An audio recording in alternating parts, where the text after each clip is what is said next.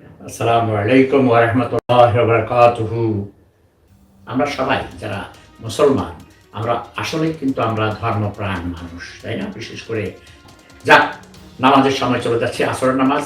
আমি নামাজ পড়ছি এবং আমার সাথে পাশেই আমাদের পবিত্র কোরআন শরীফের আরবি, জার্মান এবং আরবি, ইংরেজি ভাষায় অনুবাদ আরও অনেকগুলো কোরআন শরীফ আমার কাছে আছে। আমি এখন নামাজ আদায় করছি। বলা যায় না আমরা এখন কে কখন বিদায় নেই। আমিও ক্যান্সারের রোগী। সিফাতুল্লাহ ওরফে সেফুদা। নেটিজেনদের কাছে তাকে নতুন করে পরিচয় করিয়ে দেওয়ার কিছু নেই। আপনারা সবাই কম বেশি তাকে চেনেন এবং তার সম্পর্কে জানেন। তিনি আগে কি করেছেন সে খারাপ দিকগুলো আমরা আর তুলে ধরছি না, কারণ মানুষের খারাপ দিকগুলো প্রচার না করাই ভালো। কিন্তু অবাক করার বিষয় হচ্ছে এই সেফুদাই যেন একদম বদলে গেছে। এ যেন এক অন্য লোক। বলছেন আল্লাহ রাব্বুল আলামিনের কথা, বলছেন পবিত্র কোরআন শরীফের কথা।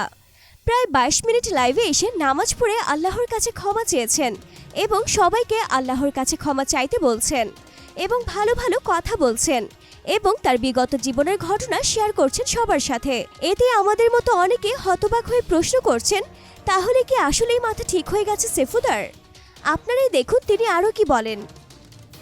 এবং আমরা মহান আল্লাহ রাব্বুল আলামিনের দুয়ারে কাছে মুনাজাত করব সবাই যেন, এবং আমরা তওবা করি সবাই মহান আল্লাহ রাব্বুল আলামিনের কাছে, মহান স্রষ্টার কাছে আমরা তওবা করি, প্রার্থনা করি।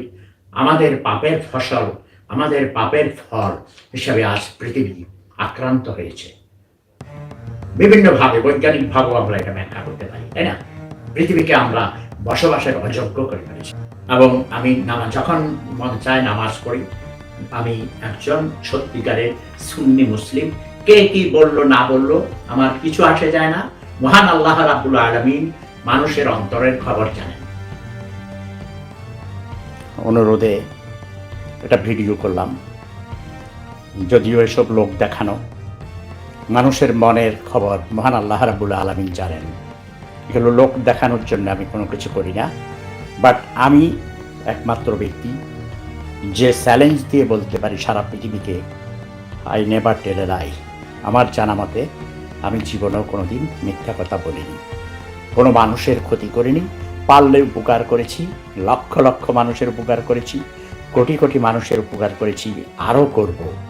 কিন্তু উপকার করতে না পারলে ক্ষতির কথা চিন্তাও করব না।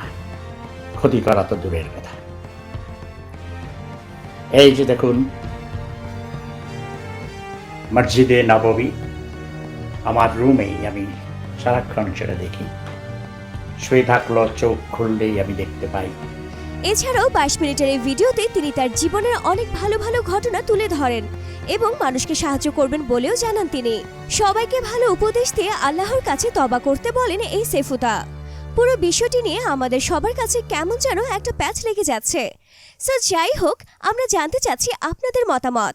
তো ভিউয়ার্স, সিফাতুল্লাহ ওরফে সেফুদার এমন বদলে যাওয়া দেখে আপনাদের কি মনে হচ্ছে? এ ব্যাপারে আপনাদের কি মন্তব্য? নিচে কমেন্টস করে লিখে জানাতে পারেন আপনার মূল্যবান মতামত। ডিয়ার ভিউয়ার্স, এমন আরও ভিডিও পেতে আমাদের পেজে লাইক দিয়ে ফলো থেকে সি ফার্স্ট দিয়ে রাখুন।